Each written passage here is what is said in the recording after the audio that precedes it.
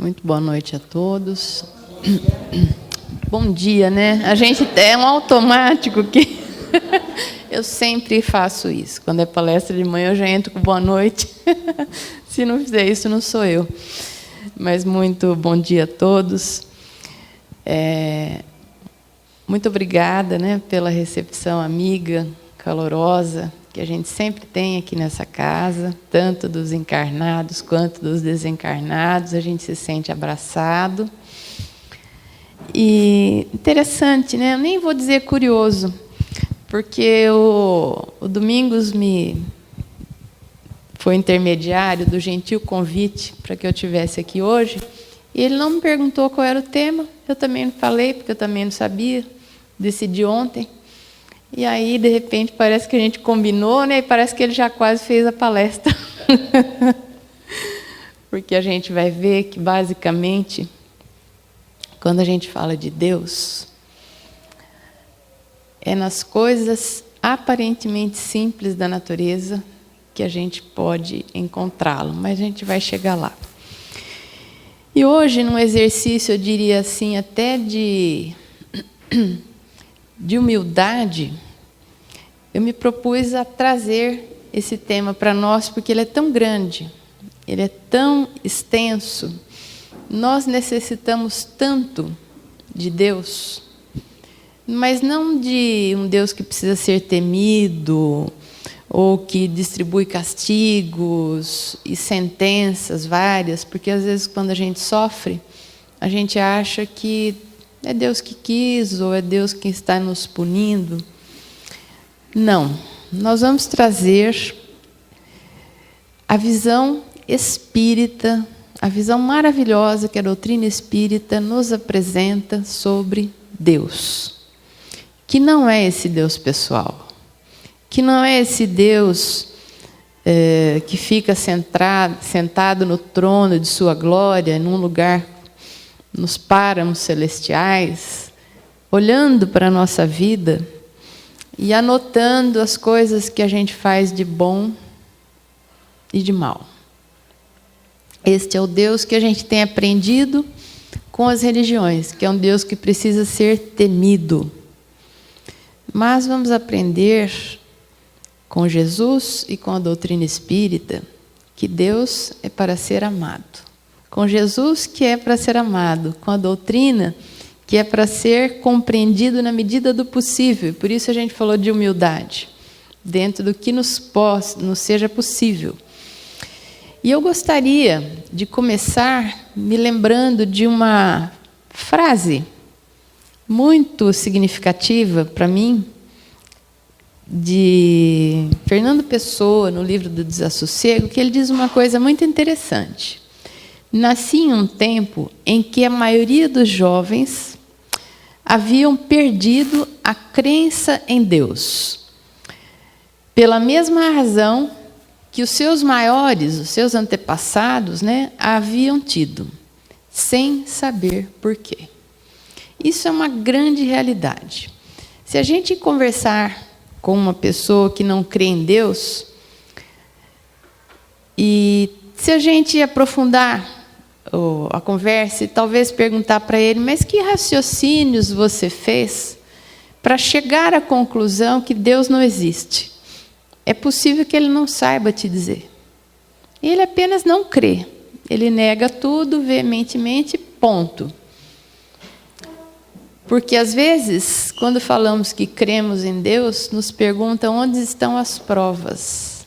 E a gente vai falar disso hoje. Onde estão as provas? Mas talvez a gente devesse perguntar para ele, que não crê amigavelmente, onde estão as provas de que Deus não existe? Então, Fernando Pessoa diz que viveu num tempo, e a gente vive nesse tempo, em que os jovens haviam perdido a crença em Deus sem saber por quê. Assim como também os seus pais e avós acreditavam em Deus, provavelmente sem saber por quê.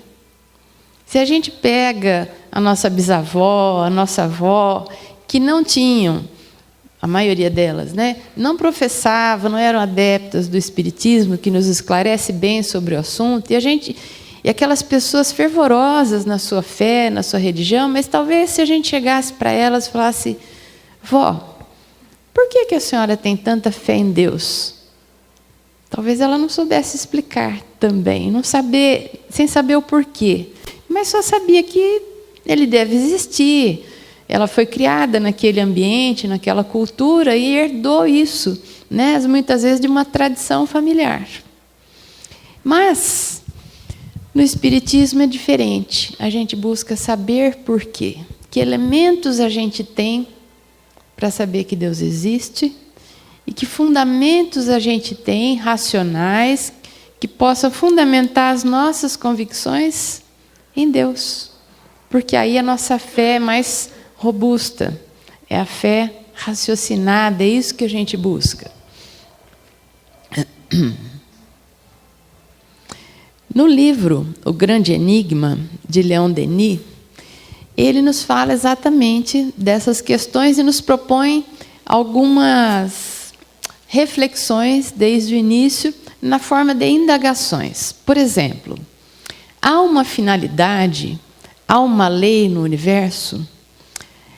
Ou esse universo é apenas um abismo no qual o pensamento humano se perde por falta de ponto de apoio em que gire sobre si mesmo igual a folha morta ao influxo de vento? Será que é assim que a gente se sente na vida? Como uma folha morta que bate um vento, vai para cá, bate um vento, vai para lá, ao sabor dos acontecimentos e supostamente ao sabor de uma vontade de Deus que a gente não sabe nem às vezes para onde nos quer levar? Muita gente vive assim. Mais um pouquinho de Leon Denis. Existe uma força, uma esperança, uma certeza que nos possa levar acima de nós mesmos a um fim superior, a um princípio, a um ser em que se identifiquem o bem, a verdade, a sabedoria? Ou terá havido em nós e em derredor de nós apenas dúvida, incerteza e trevas? Às vezes, quando não buscamos reflexões, quando não buscamos pensar sobre determinados assuntos, nós ficamos, sim, passamos às vezes a vida envoltos por dúvida, incerteza e trevas. E quando vem a dificuldade, quando vem os momentos, vamos dizer assim, de aperto, né? Os testemunhos da vida, não quero ser pessimista, apenas realista, mas eles vêm para todos nós.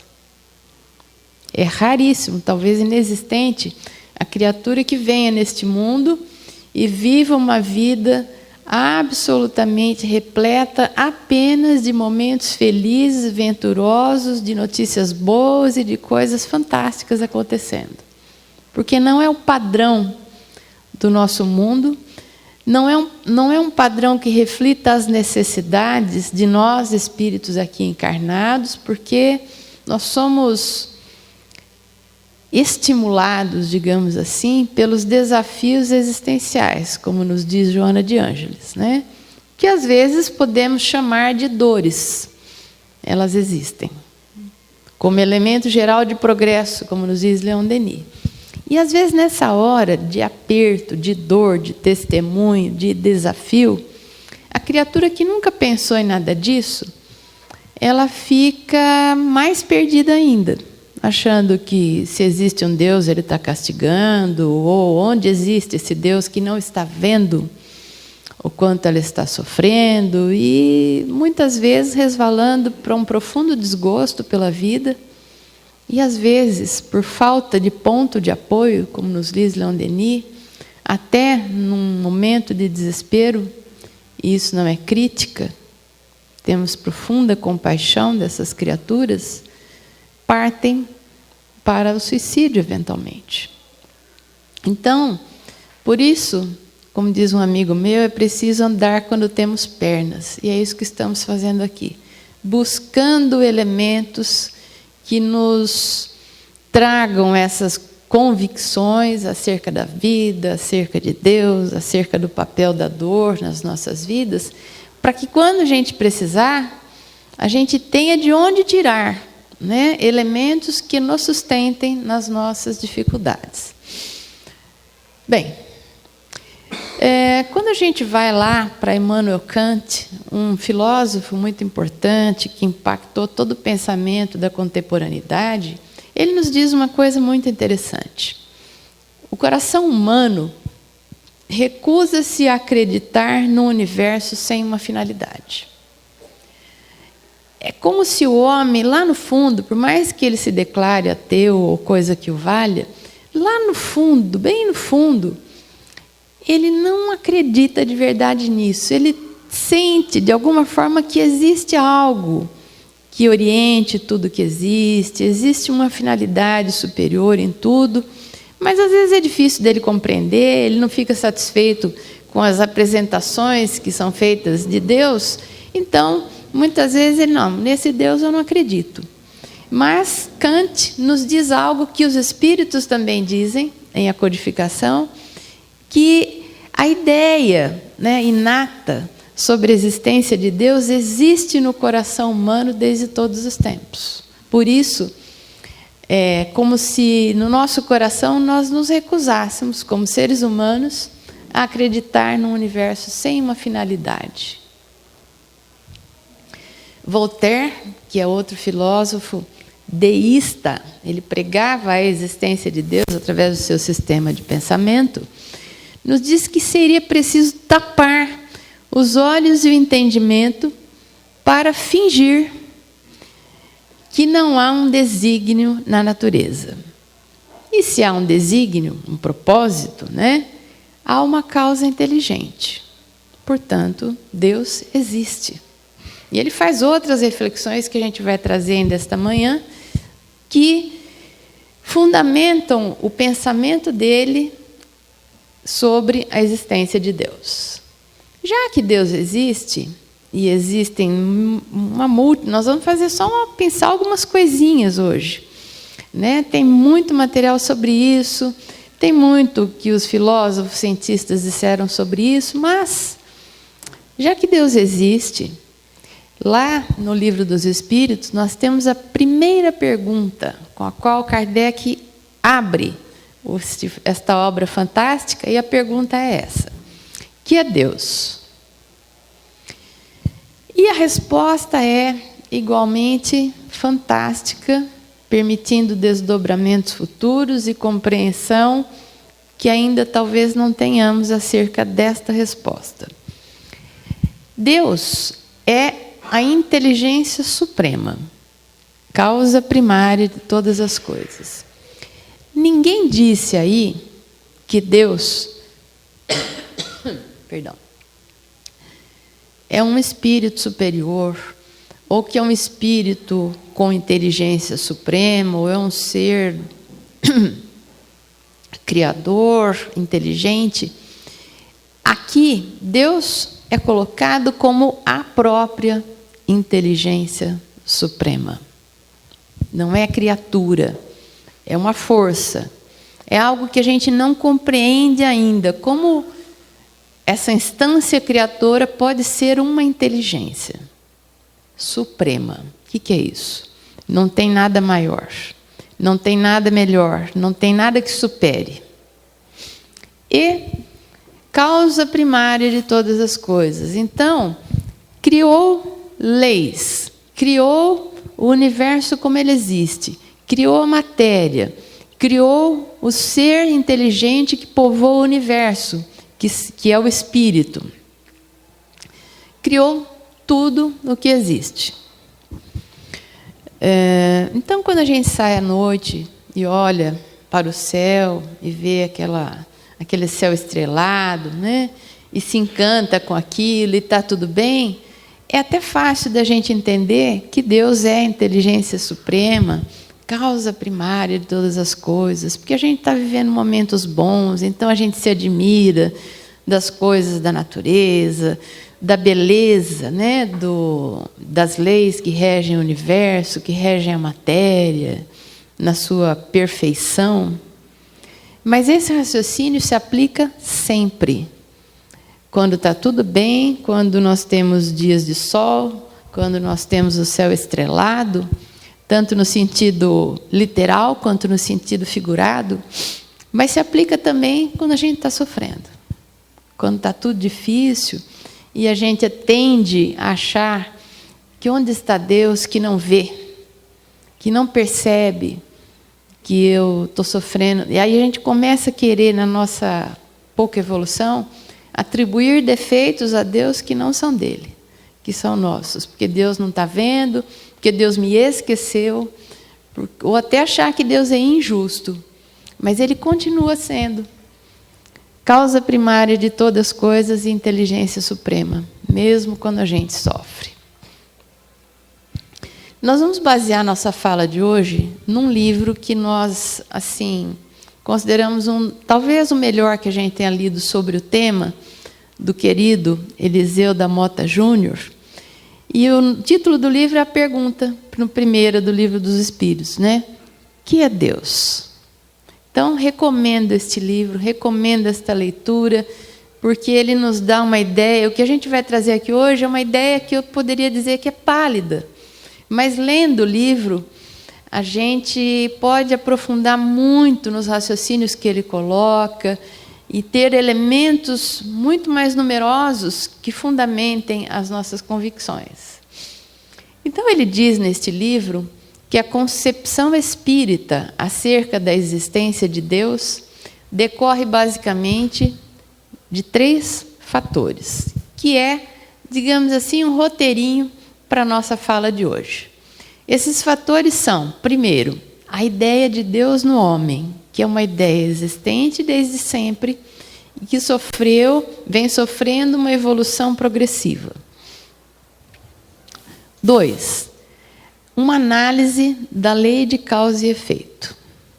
E 3, a insuperável estrutura da natureza. Por isso que eu disse que parece que a gente combinou com Domingos, né? Porque ao final da palestra, inclusive essa música que ele cantou seria a ilustração perfeita, a conclusão perfeita de tudo que a gente quer dizer.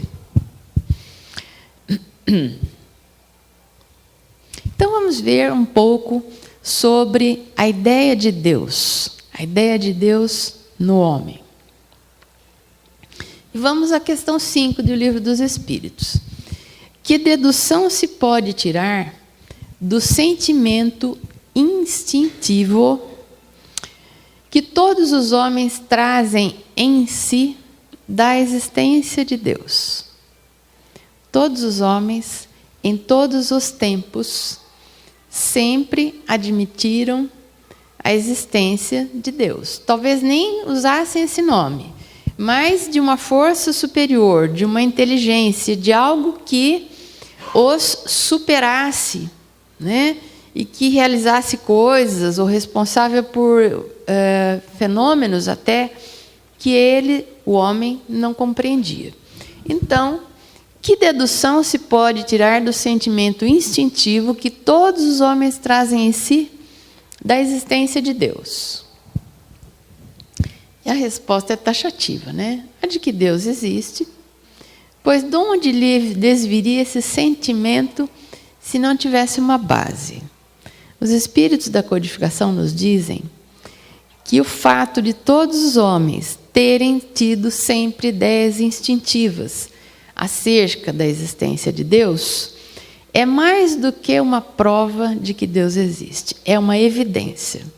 Nós vamos encontrar entre os primitivos, entre os selvagens, as várias civilizações que existiam separadas umas das outras e não se comunicavam, porque não existia internet, não existia Twitter, não existia rede social, não existia Instagram, não existia Facebook, não existia nada dessas coisas, nem WhatsApp. Então, um não podia contar para o outro daquilo que sabia. Mas se a gente pega civilizações isoladas, que viviam apartadas umas das outras, sem a menor possibilidade de comunicação. Todas elas tinham crença na época, né, eram divindades, e estabeleceram formas, rituais de adoração a estas supostas divindades, mitologias e tudo mais. E interessante que até as mitologias e os deuses, mesmo na multiplicidade dos deuses em que se acreditava na época, parece que tem um paralelo entre si. Parece que existe uma fonte, ou existia uma fonte maior de conhecimento, e todo mundo bebia dessa fonte. Esta fonte é um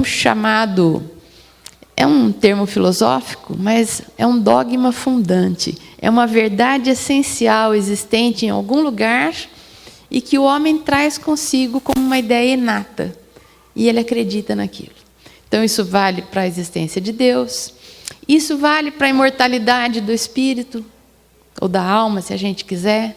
Por que sempre todo mundo, em todo o tempo, em todas as épocas, realizou cultos aos antepassados e busca honrar a memória ou a sobrevivência dos antepassados? Por uma única razão: não morremos, né? E por aí a gente vai. Mas vamos voltar para Deus. A questão 6. Que sentimento íntimo, o sentimento íntimo que temos da existência de Deus não poderia ser fruto da educação, resultado de ideias adquiridas, né? Às vezes a pessoa diz que acredita em Deus, mas é porque ela vem de uma cultura em que se acredita em Deus, ela convive com pessoas que creem em Deus na família, no trabalho, desde a escola, ouviu falar disso, então ela cresce acreditando. Será que a crença em Deus é necessariamente fruto da educação, resultado de ideias adquiridas que vão sendo passadas de criatura para criatura? E os espíritos voltam. Se assim fosse, por que existiria nos vossos selvagens essa ideia? E nos vossos selvagens, como eu disse, não é de todos, não é uma civilização antiga, primitiva. Todos tinham suas crenças em Deus. A ideia sobre Deus no coração do homem vem evoluindo. Então, temos este livro fantástico também do querido Francisco Cajazeiras, que já não está mais encarnado entre nós, mas deixou uma obra vastíssima, um trabalho maravilhoso no campo de conhecimento espírita, e nos deixa este livro, A Evolução da Ideia sobre Deus. Porque é uma ideia, assim como o próprio homem vem evoluindo, esta ideia também vem.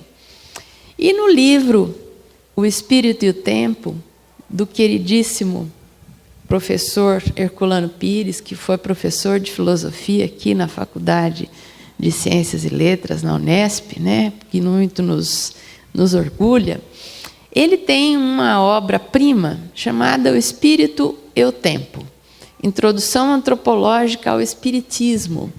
E ele nos diz que, ao longo dos tempos, o homem primitivo, tendo essas ideias inatas sobre Deus, sempre estabeleceu as suas formas de adoração. E que existe uma verdadeira escala na forma como eles têm, ao longo do tempo, adorado a Deus. Então, ele diz que a adoração é o resultado de um sentimento inato no homem, como o próprio sentimento da existência da divindade. E que podemos formular uma verdadeira escala de adoração no mundo primitivo. Então, se você pega aquele horizonte tribal, como ele diz, do homem primitivo, lá existiam tipos diferentes de adoração às supostas divindades. Desde a litolatria. O que é a litolatria?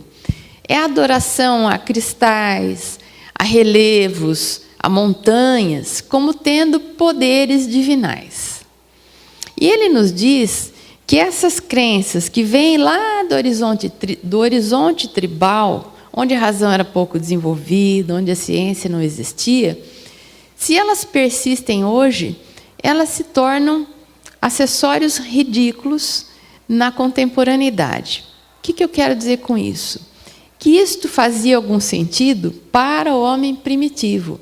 Se a gente pega a Bíblia, tem os locais, tem as montanhas sagradas, né?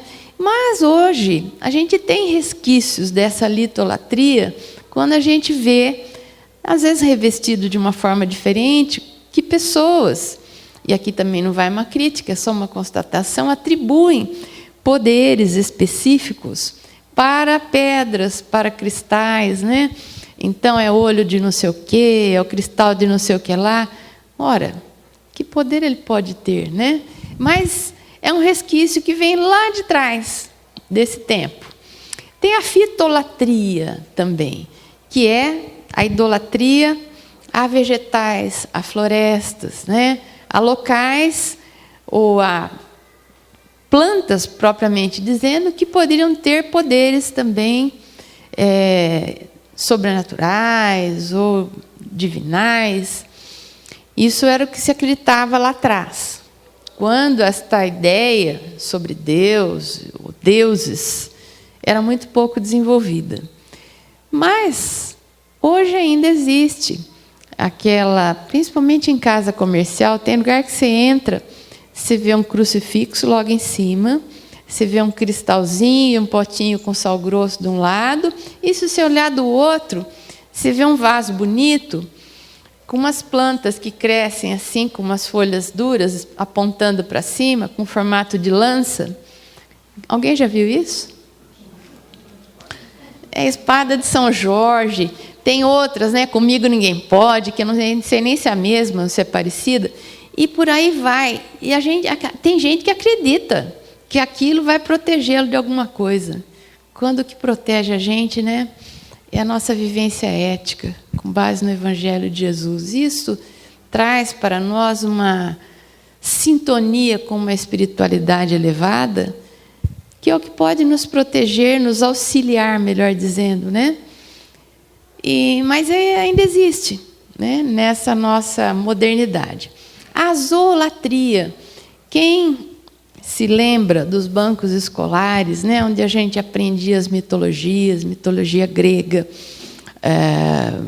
estudávamos a história do Egito, eles tinham deuses que tinham formas de animais, ou semideuses que tinham forma metade humana, metade animal.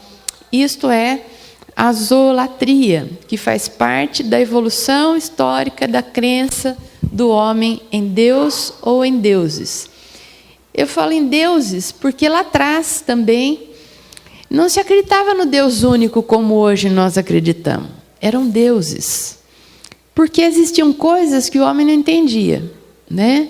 Então, se existia um fenômeno de muita chuva, de tempestades, os raios, os trovões, representava a eles que era uma ira divina se manifestando, e às vezes eles tinham rituais e oferendas para aplacar a ira divina, porque eles achavam que alguns fenômenos da natureza eram manifestações de deuses diferentes, pela incompreensão que eles tinham.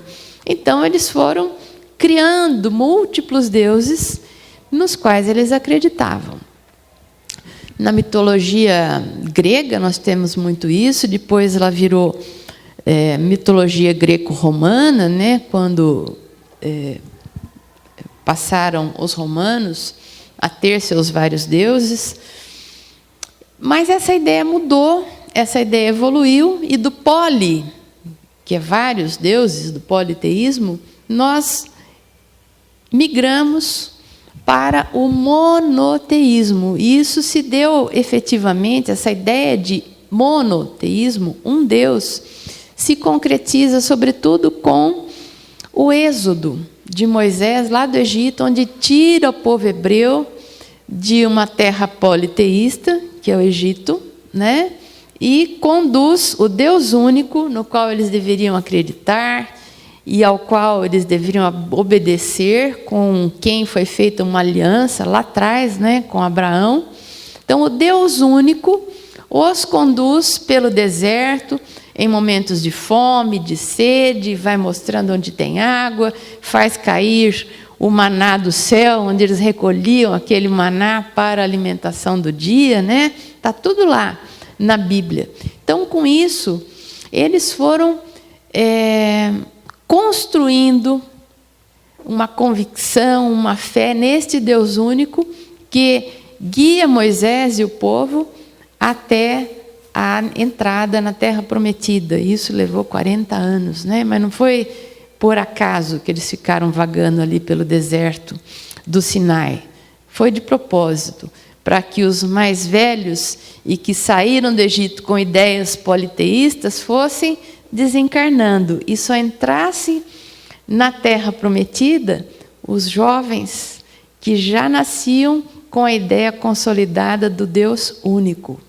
Então é interessante a história da Bíblia para explicar nosso mundo atual.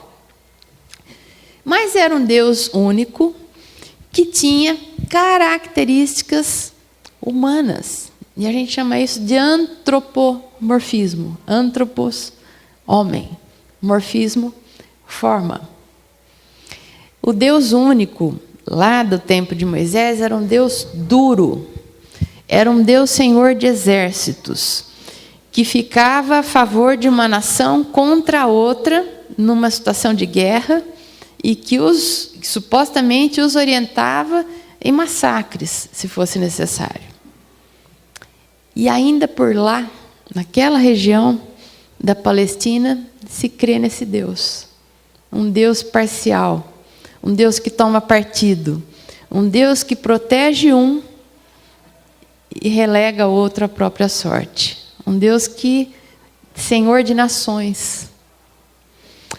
Mas também um Deus que muitas vezes essa ideia antropomórfica atravessa os tempos.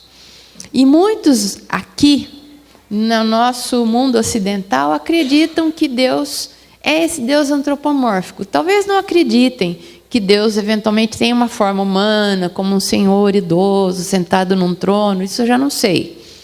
Mas quando a gente pensa que Deus nos esqueceu, ou quando a gente acha que Deus nos castigou, ou até que Deus nos perdoou, é atribuir a Ele características humanas.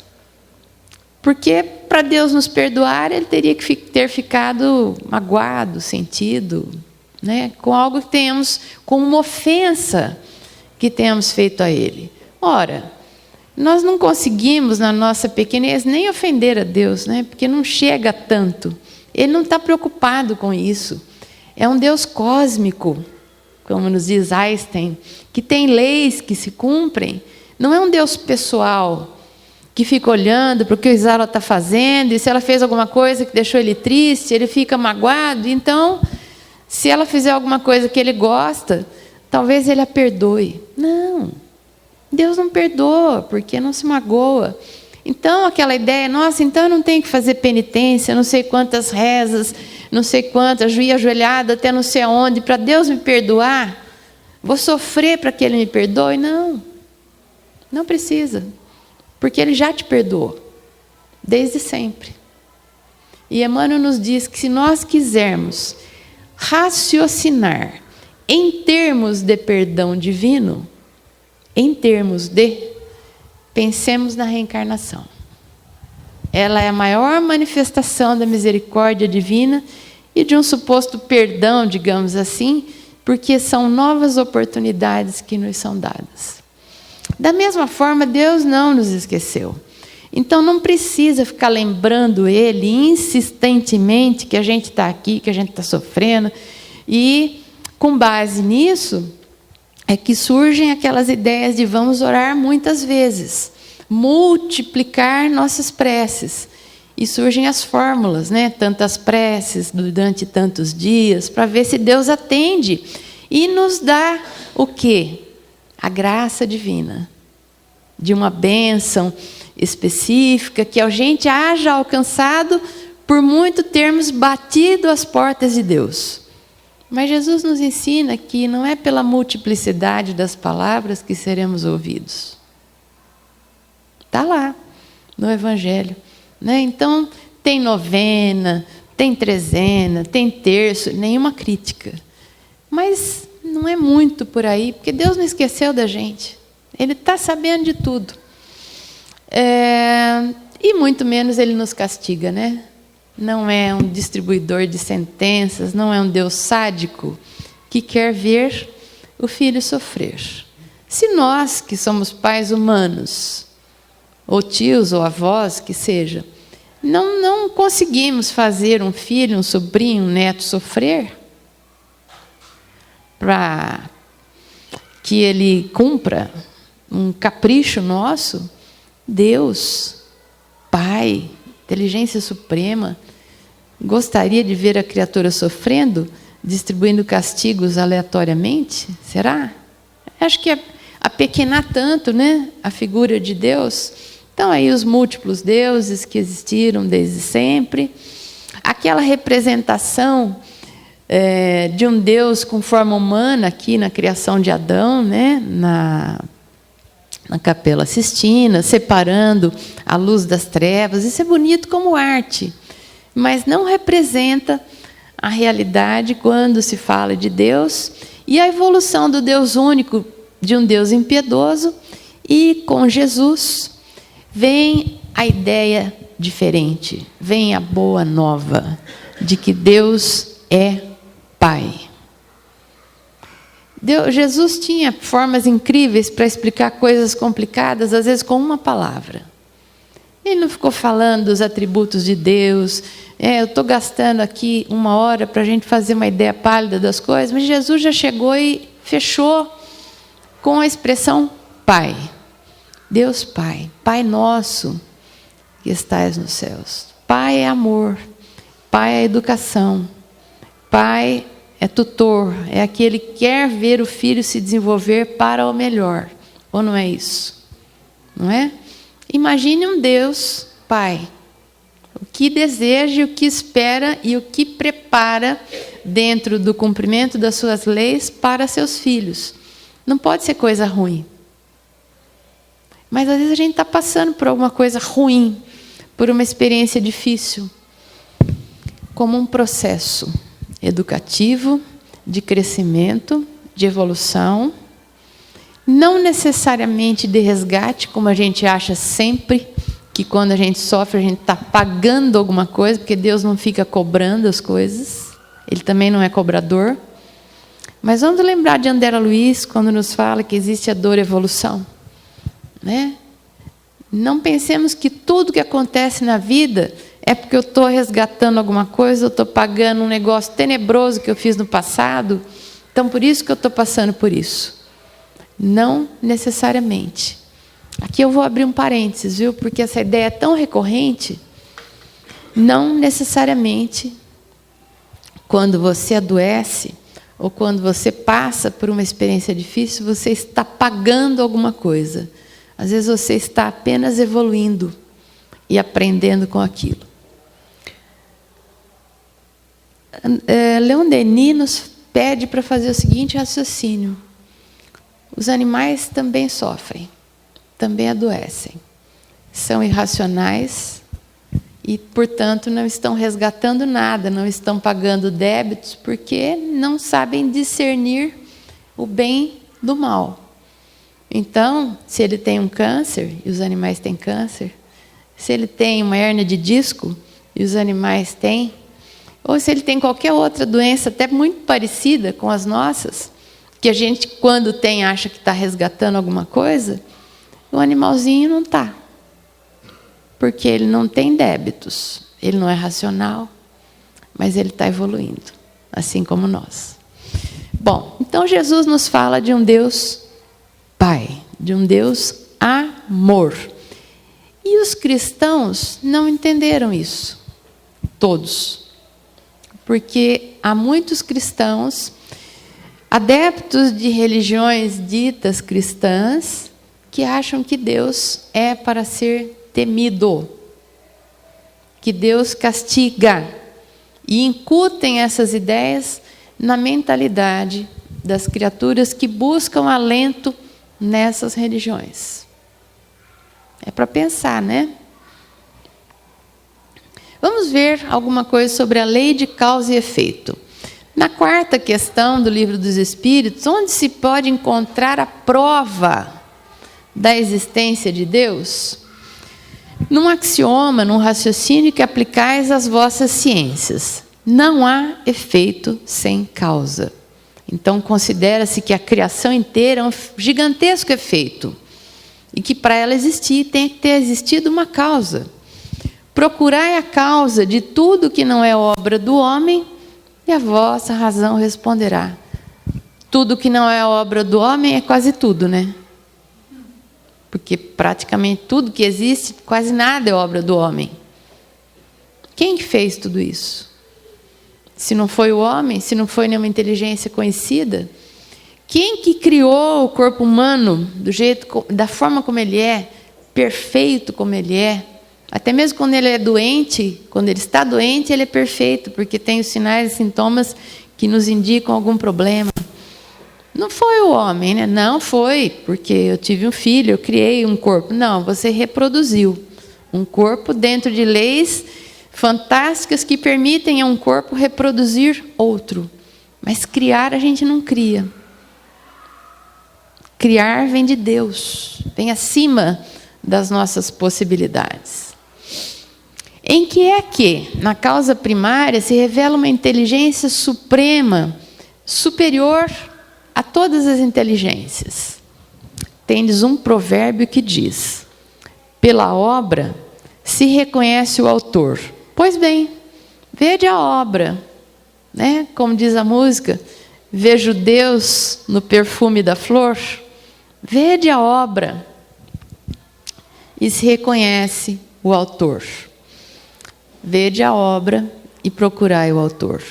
O orgulho é que gera a incredulidade.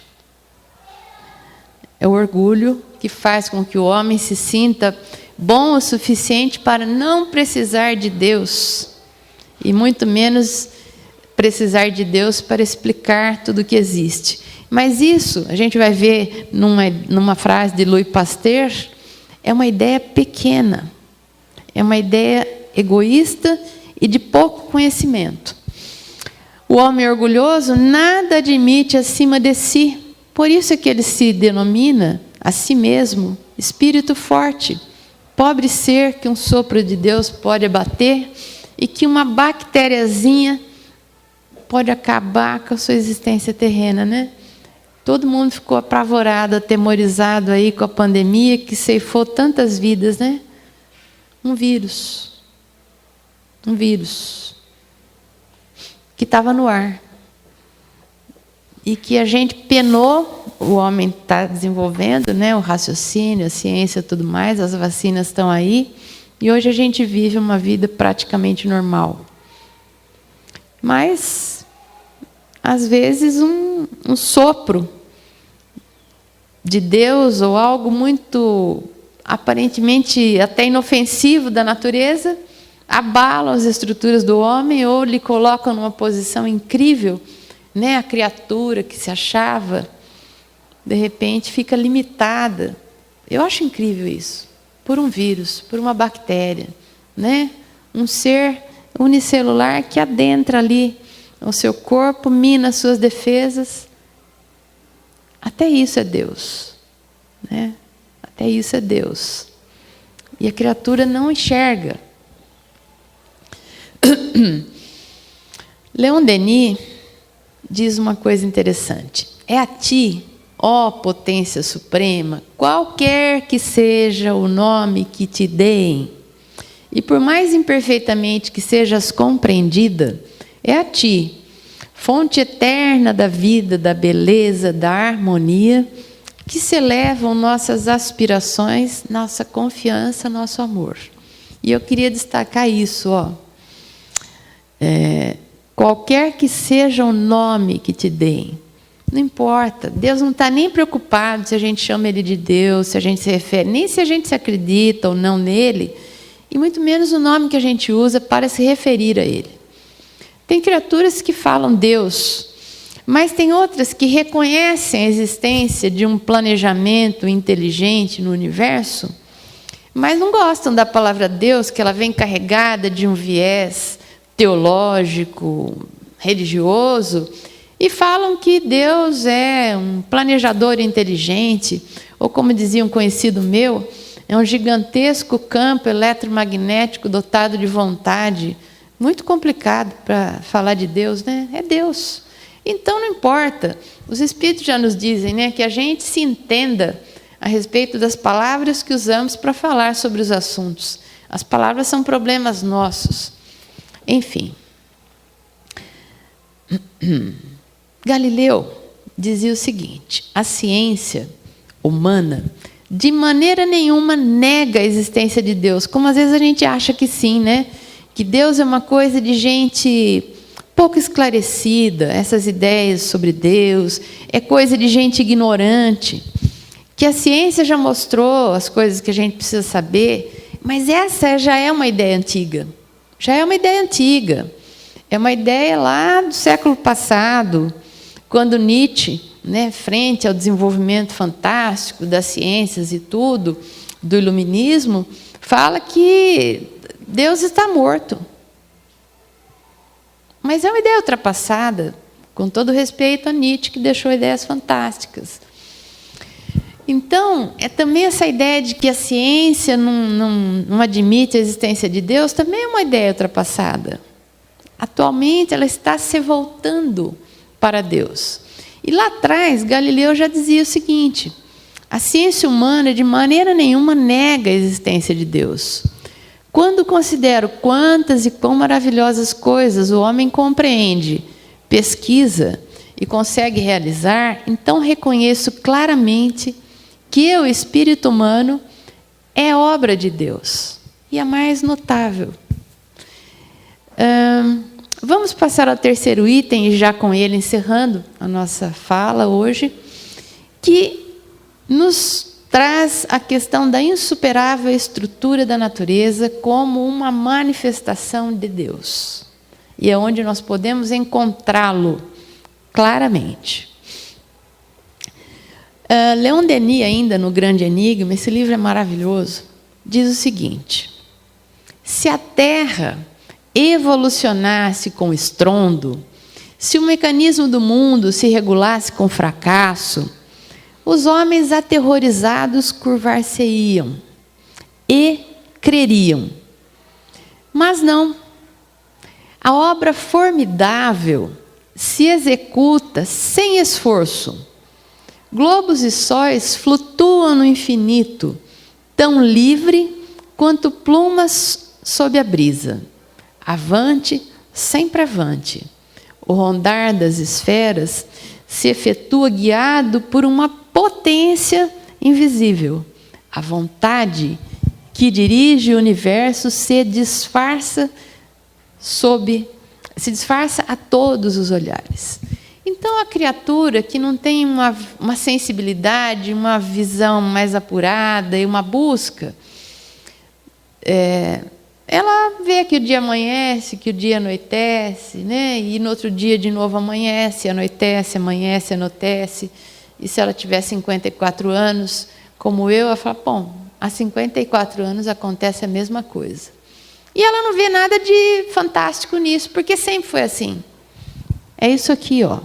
A Terra não evoluciona com estrondo. Os mecanismos se regulam com perfeição, porque são leis divinas e notadamente perfeitas. Então não chama atenção. Então, ao mesmo tempo em que Deus se revela em a natureza, ele se disfarça a todos os olhares, porque tudo é tão perfeito. Se você estiver saudável e você tomar o seu café da manhã, você não vai ter dúvidas de que a digestão se fará. E se você vem para o Portal da Luz assistir uma palestra e está sentadinho aí, você não vai ter dúvida de que você vai respirar. e que o oxigênio vai se ligar a uma molécula de hemoglobina, que vai circular pelo seu sangue, que vai nutrir todos os seus órgãos, e quando eles estiverem saturados de gás carbônico, esse sangue volta para um outro compartimento do coração que vai bombeá-lo, e ele passa pelos pulmões, que se enchem de O2, que vai se ligar na hemoglobina, e novamente o ciclo se faz. Só que você está aqui assistindo palestra, raciocinando o que está sendo dito, você não está pensando nisso. E tudo isso está acontecendo. Leis divinas, que são tão fantásticas e tão perfeitas, que nos passam completamente despercebidas, e naturalmente o próprio Deus se disfarça nessa beleza e perfeição de todas as coisas, né? Existe um mecanismo complexo neurológico para que permita a nós ficarmos sentados e a mim ficar de pé, e ao mesmo tempo executando processos autônomos aqui no meu corpo, respiração, equilíbrio e uma série de coisas, digestão que está se fazendo, eu esteja acessando a memória e os arquivos que eu tenho armazenados no cérebro. E, ao mesmo tempo, registrando, com certeza, a inspiração dos amigos espirituais que nos chegam aos borbotões. É muita coisa ao mesmo tempo. Como é que a gente dá conta disso? Quem é que inventou uma estrutura psicofísica, espiritual, perispiritual e física, que nós somos feitos aqui na Terra, digamos assim, constituídos de 3 partes, que funciona assim? Como é que pode? E essa beleza, esta perfeição, se disfarça. A gente acha que é assim mesmo. Casualidade, as moléculas foram se combinando ao acaso, e resultou nisso tudo que a gente vê, inclusive na existência do próprio homem. Victor Hugo nos diz que Deus é a evidência invisível. Está em tudo, mas passa despercebida a um olhar mais superficial. E Pasteur, como eu citei agora há pouco, nos diz que um pouco de ciência nos afasta de Deus, porque o homem conhece um pouquinho e já acha que não precisa de Deus. Mas muito nos aproxima, porque à medida em que o homem pesquisa, busca, e ele pesquisa o quê? A matéria, ele busca entender a essência humana através de pesquisas que ele faz no campo da matéria, ainda, por enquanto, ele vai chegando à mesma conclusão que Einstein chegou. O universo, para ser explicado convenientemente, é necessário que se admita a existência de Deus. A ideia de Deus é necessária para que o universo seja explicado convenientemente. E isso não é conclusão só dele. Grandes estudiosos chegaram a um limite das suas compreensões, entendendo que, a partir dali, ele precisava admitir a existência de algo além, de algo superior, para explicar o mundo. Voltaire nos diz o seguinte: este mundo me espanta, e não posso imaginar este relógio. Ele comparava a precisão dos mecanismos que regem o universo a um relógio de precisão. Então, não posso imaginar esse relógio existe e não existe um relojoeiro. Se Deus não existisse, ele precisaria ser inventado. E essa coisa de combinação casual é muito interessante. Voltaire comparava o universo a um relógio de precisão. Na época era igual esse aqui, analógico. Ele falava que um relógio como esse, se você desmontar pecinha por pecinha, colocar as peças numa gaveta, soltas, e abrir e fechar esta gaveta infinitas vezes, existe a probabilidade 0 desse relógio aparecer montado em algum momento e funcionando. Esse reloginho. Por que a gente entende isso, mas acredita que o universo foi fruto de combinações casuais de elementos que interagiram à deriva, sem que uma vontade superior agisse sobre tudo isso, e surge essa perfeição. Vamos pensar só no corpo humano, né? De funcionamento, etc. Se a gente não consegue conceber a ideia de que um relógio possa aparecer montado por combinação aleatória, casual, das pecinhas de que ele se compõe, como é que a gente acredita? É um raciocínio incoerente, né? Que o universo é fruto de combinações casuais. E como diz Einstein, né? Deus não joga dados com o universo. Não é assim. Tem uma vontade. Newton nos diz que a maravilhosa disposição e harmonia do universo só pode ter tido origem segundo o plano de um ser que tudo sabe e tudo pode. E isto fica sendo, diz ele, a minha última descoberta. Thomas Alva Edison: tenho enorme respeito e a mais elevada admiração por todos os engenheiros, especialmente pelo maior deles, Deus.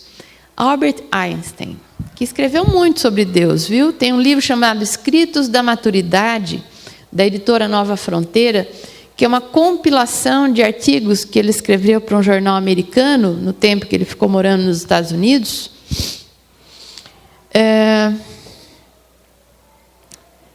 Em que tem muita coisa de próprio punho de Einstein falando sobre Deus. Mas olha como ele se refere a Deus. No universo incompreensível como é, manifesta-se uma inteligência superior.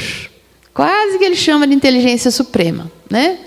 Superior ilimitada.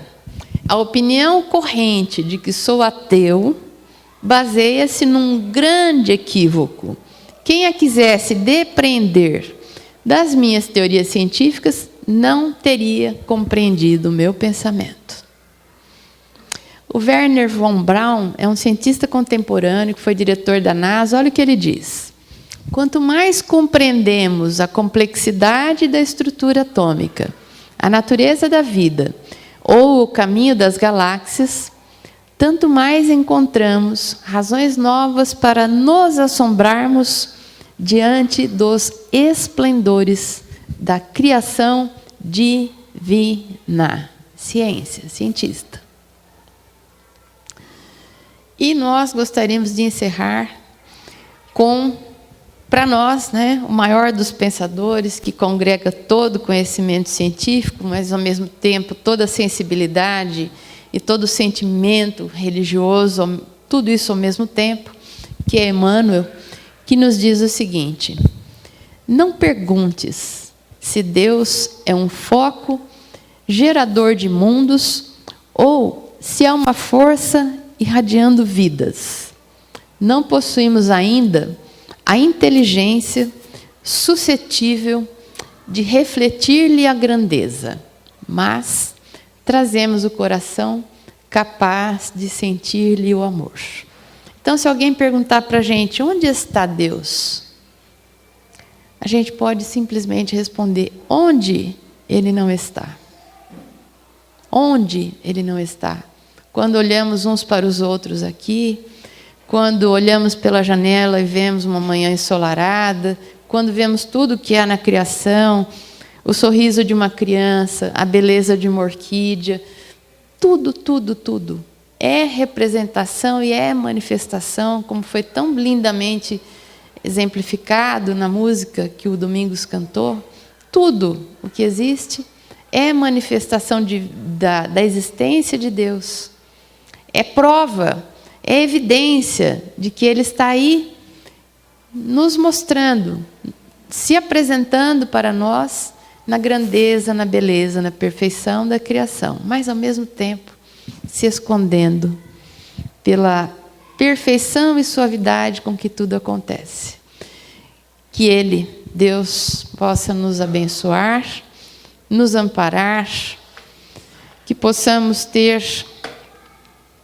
um final de semana feliz, um feriado abençoado, E agradeço profundamente a atenção de todos e a boa vontade por me ouvirem até agora. Muito obrigada.